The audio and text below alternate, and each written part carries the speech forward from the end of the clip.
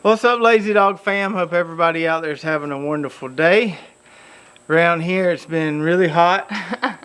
We haven't felt so well the last day or so. It's supposed to get rain all this week.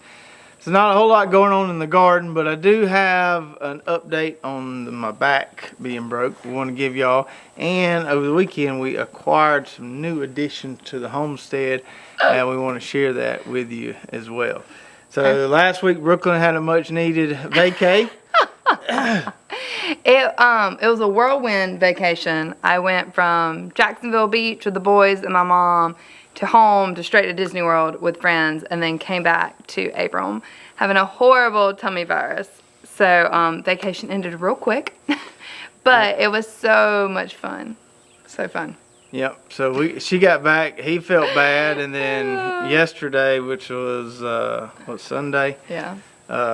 We felt really bad. And Saturday night, we started getting sick. Yeah. And then Sunday, I was pretty sure a truck hit us.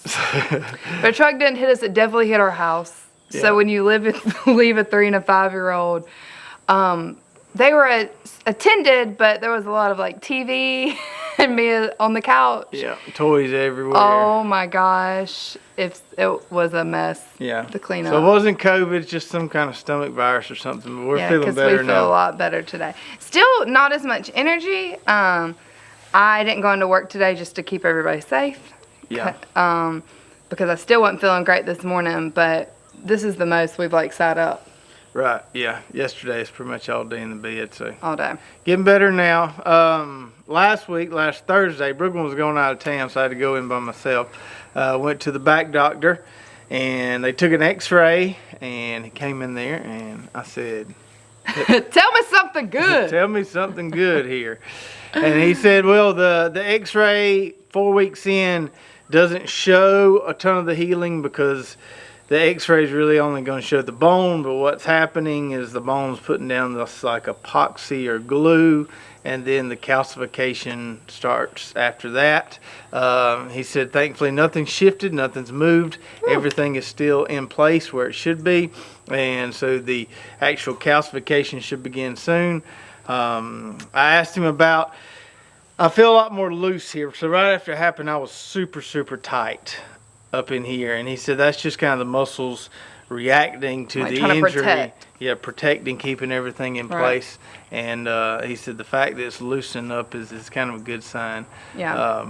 I told him, I've been really religious about wearing the brace. More so than I thought you would be. I think that people scared you so bad. There were so many comments like, oh my gosh, I'm still in pain. Yeah. And you were like, ah. So you've been wearing that thing the second you pop out of bed and not until the last minute till you get in bed. Yeah, I've been wearing it all day. Yes, unless you're showering or sleeping. All day, every day. All day for 4 weeks. So he said he was 99.9% sure wouldn't require any surgery. Yeah, this thing was going to heal up completely in 4 more weeks. I did ask him, I said, so in 4 more weeks we get an x-ray, it's good. How easy am I going to have to be getting back into full strength activities? Is that going to be a slow go? What are we looking at there? And he said, well, actually, he said, it's looking pretty good. Why don't you, if you're just around the house, like in your office or inside with the wife and kids, take the brace off. Now, if you're outside walking around the garden doing a few things, put the brace on. If you're driving, put the brace on. But if you're not doing anything, leave the brace off and go ahead and give those muscles time to start reactivating, getting some strength back. That way, once it's healed up in 3 or 4 weeks, you can hit the ground running. So I took his advice on that. The first day I didn't wear the brace, I could feel it. It went a little too far into it. The doctor probably meant first day, take it off an hour. Trav's like, I'll just take it off all day. But once those muscles got used to it being off, it feels fine now. I do have it on right now out here. But I haven't been wearing it inside, and so really thankful. Yeah, really praise God for that. Thank y'all for all the prayers, thoughts, comments. It has, it was a real scary first week, I will have to say. I think I tried to act like it wasn't, but we were terrified. I was terrified you would never come back or your back would never heal. Or yeah, it crossed my mind. It crossed my mind. It was scary. So then, God was faithful as he always is. And just people showed up, places I had never, I just didn't, I don't know. It was such an outpouring of love and help. And I was so grateful for that, Yeah. And for some of you out there that have said that you're still going to have problems with this for the rest of your life, just please don't. Just keep that to yourself, okay? Just keep that to yourself. We if ain't that's how trying you feel, we ain't trying to hear that no, bad news bears right now. I'm not trying to hear no negativity. This thing's going to heal up, and we're going to be good to go. We're not going to think about it anymore. We're going to be back to running and rousing around out here. That's right. For sure. That's right. And there's never a good time to break your back, but this is the slowest time of year for us in the garden. So, that thing... Didn't feel slow to me, but you are right. There is not near as much going on here as there normally is. Brooklyn's getting the hang of it. She's got where I don't even have to ask her to do anything. I'll just walk outside and she'll be over there wheel hoeing a plot. I'm like, look at that weed driving me nuts. Got to get that out of there. I will say I had no idea how much you did out here. Like I joke. People are like, gosh, it's a lot of work. And it's a lot of work if you are brand new to it like me, in a way. We've done this since, practically we've been married, or at least 7 years of it or so. But I work full time, which I'm sure y'all have picked up on. I'm a lawyer, and we don't really have a downtime. So the only time I was really out here with him, when I got home, I was with the kids. So we'd come out here and help pick, but I was never in the dirty details of planting and wheel hoeing and, all this stuff. Like, that was all you. You knew how to do it. So it has really been eye-opening, enlightening for me to learn how to do it. You do gain a whole new ownership over it. Like those peas, I'm like, there better not be a weed sneaking up in here. I'm going to get you. Those are your peas. Those are my peas. I did spray them for you one time. Oh, thank you. I didn't Yeah. See, but it is so nice. I have my, it's like I always have a coach on hand. That's sort of the roles we have switched to, where he is teaching me and I am just doing what he says. Yeah. But you learn a lot as it goes through. Yeah, I think you learn. It seems to most people, they think, oh, this much garden would be overwhelming, but it's not that much if you stay on top of it. 30 minutes to an hour every day, and you can. It's really not a whole lot. Now, if you let something go, oh, that's it. Then you got to call in somebody. Then you've got a lot more work on your hands. Right. So, as is the case with a lot of things in life, you stay on top of it and do a little bit here and there. It's not that hard. If you let it go, you neglect it, then you've got some trouble. And I think Brooklyn's recently kind of got into that groove of like, okay, if I just do this wheel hoe once a week, go through here, keep this up, then it's so much easier than it is to try to clean it out when it gets really overgrown or in bad shape. We've had to move a lot of things around. This is not gardening entailed, but it's like you got to let some stuff drop that needs to drop, and then you got to pick up what can't be dropped. So, that's life in general, but it's like, well, we're just going to have to sort of let some things go that we know we can let go, but other things can't. And I know it sounds silly, but the weed suppression thing, that will overtake your whole spot. So that we really have had to stay on top of that and learn to do a lot of crock pot meals. We've eaten a lot of turkey sandwiches at night. Yeah. Because it's so hot when I'm at work during the day, but it is so hot, it's almost, can't really even come out here to 7:30 or 8 o'clock at night. Yeah. To get anything done, or 6 in the morning. It's hot but I'm right now. I'm usually up and out of the house by then anyway. So, yeah, it's burning up. Anyway, it has been a process for us, not just for the back, but we've done this together. Learning curve for sure. But enough about the back and the garden. We want to show you what we added this weekend. It was too hot to do anything in the garden, so Saturday we decided, heck, let's ride the Tractor Supply. You decided. I've been thinking about this a while, so I said, hey, let's ride the Tractor Supply and let's get some new critters for the homestead. I think, let's say what kicked this off, though. Before I could get home from Disney World on Thursday, you pulled up and there was a duck outside in the yard. And I was so excited. I told Travis, I said, I've already named that duck. His name is Brad. And, of course, Travis' response is, you don't even know if it's a boy or girl. I'm like, I don't care. That duck is mine. His name is Brad. Then turns out the duck put like a duck missing post on our local We have a community local Facebook group. anyone missing a duck, he has shown up to my house. I will keep him if you do not want him. It's the neighbor's duck. So they came back and got their duck, and I think that you saw, oh, Brooklyn seemed okay with this duck. Let's go get some baby chicks. Well, I had actually, while you were going on vacation. Oh, you had already planned this. One night I'd already started drawing up plans for my chicken tractor. Oh, okay. Anyway, let's go show them what we got here. Okay, so here we are. These are little babies. 6 little baby chicks. So we've got Okay. 2 tan colored ones. Oh, sorry. Brooklyn, you going out of order? Sorry, I'm going out of order. This is Bluey. He's a Sapphire gem. So is that one there. yeah. That's Ruby. Okay. And then the 2 gold ones, those are Isa Brown. Isa Brown. This is Joycey with the long feathers. And then I forgot that one's name. There you go, name. And then we've got this guy here, which is an Australorp. And then this bigger one here is a barred rock. Yes. That Abram has named him Eagle. Her Eagle. Eagle. Yes, for some reason. Ooh, getting floppy in here. So they're all nice and active in here. Yeah, they're doing great. Back up here and I'll show you our little brooder we made. Okay. So this isn't our first chicken endeavor. I had chickens all growing up. We had chickens in college. We'll talk about that in a little bit. We had chickens here on this homestead for several years. We haven't had any chickens in probably 2 or 3 years. Yeah. So we have some experience with raising chicks and having egg laying hens. We've never did the meat chicken thing. We've always had them for laying eggs and Mostly because I get too attached. yeah, and using them in the garden to kind of chomp down cover crops or old crop debris and stuff. Now, as far as a chick brooder, we've used lots of things over the years. We've Yeah. used cardboard boxes. We were in Athens. We used a kiddie pool inside an extra bedroom we had in the house. And since it's warm out, most of the time we've raised chicks, we've got them in the spring around Right, it's Easter. too cold. This Tractor Supply, not the one here, but the one about an hour away, I never seen them have chicks this time of year. Yeah. But it was nice. She said they'd have them for another month, too. Yeah. Anyway. Pretty cool. Anyway, so because it's so warm outside, we don't have to really keep them inside. We can keep them out here. So what we did is we just took this old storage container we had in the barn. Yeah, we didn't buy a new one. Yep.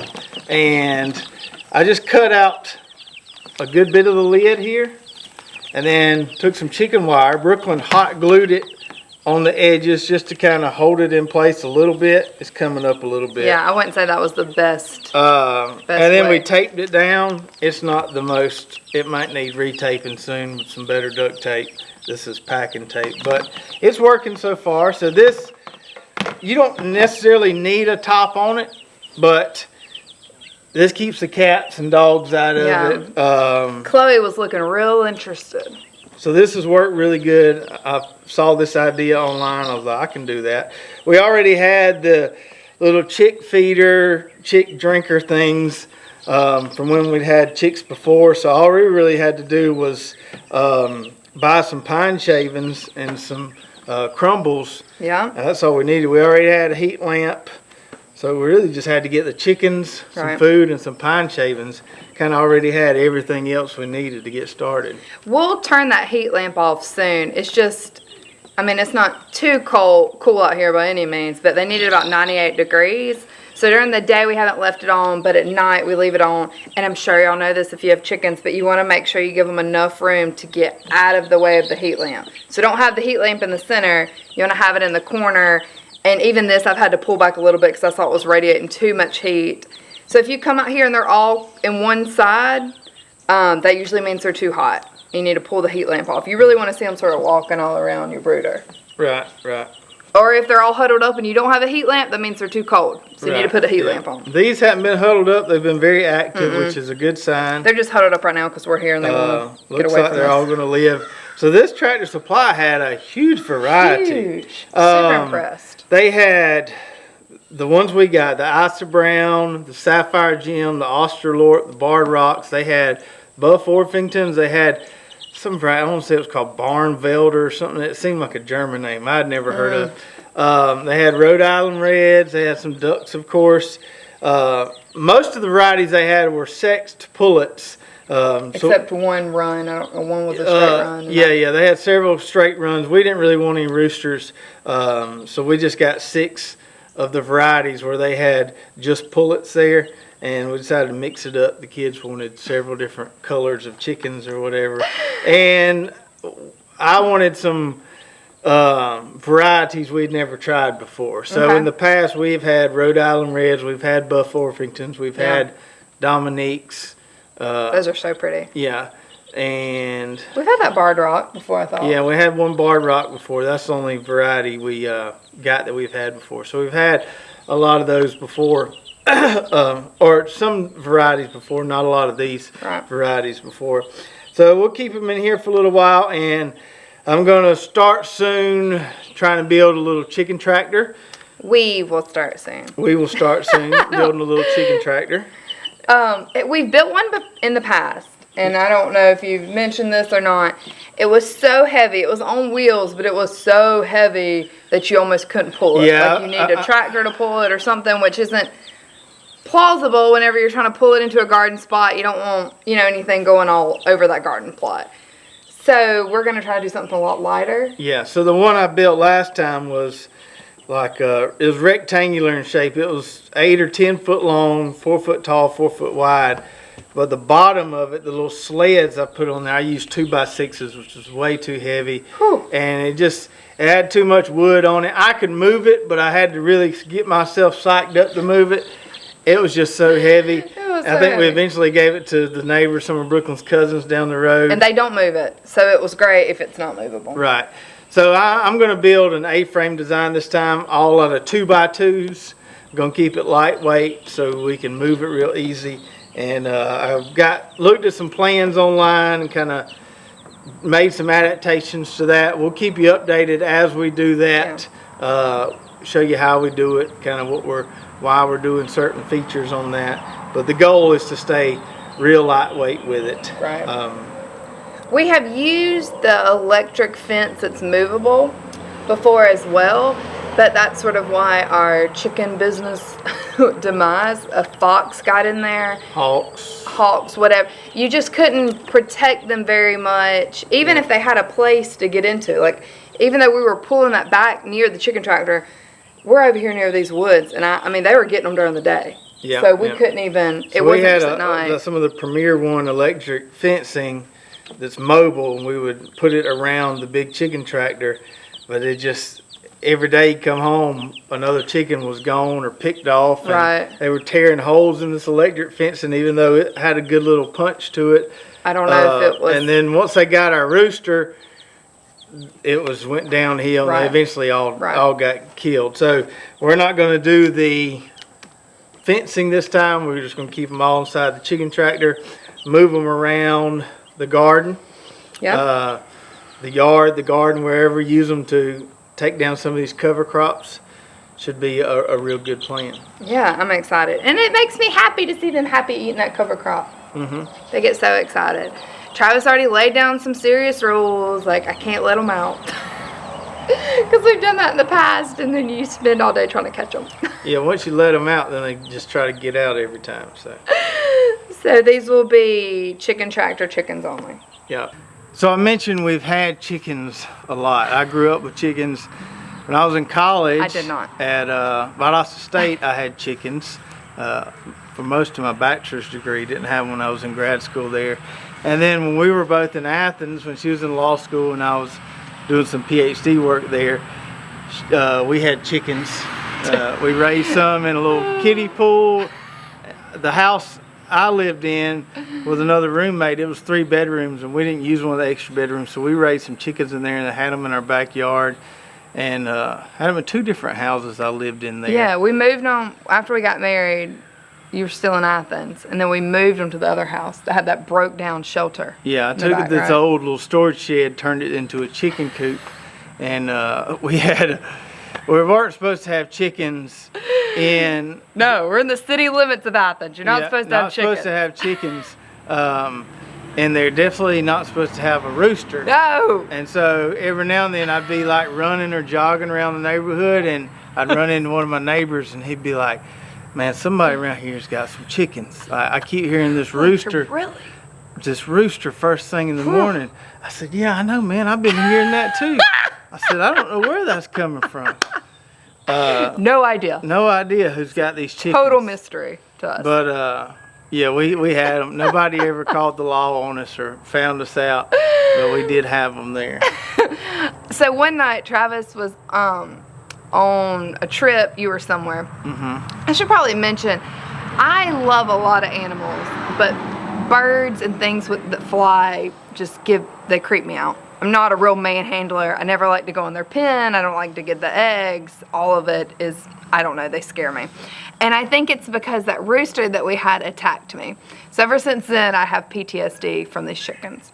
We had a big Dominique rooster Huge. that protected our chickens in Athens. Because when I would come home for the weekend, I would turn them loose in the backyard, and then when you say come home, we'd been married, but I had a job down here in South Georgia. Living 3 hours apart. So we were anyway. So I'd leave them out, and then when I'd get back at night, they'd always go back in the roost there. And I was going somewhere, so Brooklyn would stay in there with the animals, the dogs and the chickens. And that rooster got after her one time. Got after me. And Brooklyn called me and she said, I haven't done nothing but love this chicken. I don't know why he attacked me. I thought they were like dogs. I didn't know they would like turn on you like that. It was I still have a scar on my leg from it. Yeah. A moment. I didn't have anything to kick him with. Those wings and that beak freaked. Oh, it was horrible. So the crazy thing is that you're out of town and these chickens just started squawking, and it sounded like one of them was dying in the middle of the night. Our neighbors came outside and something was wrong with them. It was late Friday night. I don't know what was going on. They want to have this in-depth conversation with me about what was going on with these chickens. I am too scared to go in there and check. I'm scared this rooster will get me. At this point, I'm like, hen, you are on your own. Say your prayers. You are dead. You know, I knew that was it. But then I'm still worried about them. So the neighbor keeps on talking to me about it, but he was zero help. He's like, man, that chicken's gone. Chicken's gone. I said, okay. So I called Travis. I said, Travis, because I told the neighbor, I was like, can you please just go look? I'm too scared to go look. He was like, chicken's dead. So I called Travis. I said, Travis, one of the chickens is dead. He said, Brooklyn, you are going to have to go get that chicken out. I said, no way, no how. That chicken is going to stay in there. I'm not going out and getting a dead chicken. Cannot do it. So I go back in there and I'm thinking, Travis, you were insisting. Do you remember this? You were insisting I get this chicken. And I'm like, who can I call? Like, I don't know if y'all know this, but most people who are in law school are not going to come pick up a dead chicken. So all my friends who are in law school, I know, I'm like, I can't call them. They're not going to come get this dead chicken out. So the next morning, I like get all this strength that I mustered up. I'm like, Brooklyn, you can do this. You can get this dead chicken. You can do it. So I go out there. Y'all, it was like Lazarus came back from the grave. That chicken's up. He come back alive? He came back alive. And I was not so excited he was alive. I was excited he was alive. I was so excited I didn't have to pull that dead chicken out. Literally the best news I've gotten all day. So you like baby chicks, but grown chickens aren't not my necessarily your thing. If there's not a rooster in there, I may be okay. But there's something about the wings and the flapping and the... Whew. This fear of getting pecked. I do. And I think it's because I'm always in flip-flops. We have ferns on the front porch hanging there. And Brooklyn has ruined several of them. Like 2. She'll pick them up to water them, and if a bird flies out, she's just dropping it. We done. I mean, from 5 feet, dropping it, pot burst, everything. It's not on purpose. It's just that bird shocked me. I think you're just a little jittery. I'm a little skittish. A little jittery. Yeah. Anyway, so hopefully these chickens will be nice and sweet to you. And we'll be sure to do plenty of videos on building our chicken tractor, how we're going to use the chickens in the garden, all that good stuff. So hope you follow us along for that. Nice new addition to the homestead. Hope you guys enjoyed this laid back video. Like I said, hot, rainy here. We're not feeling that great. Not a whole lot going on. But let me know what you think about our chickens. Let me know if you've raised any of those breeds before, kind of what to expect there. And if you did enjoy this video, make sure to subscribe, ring the bell, like, and share. And we'll see you next time right here at Lazy Dog Farm. Oh, farewell. By the beauty of your life,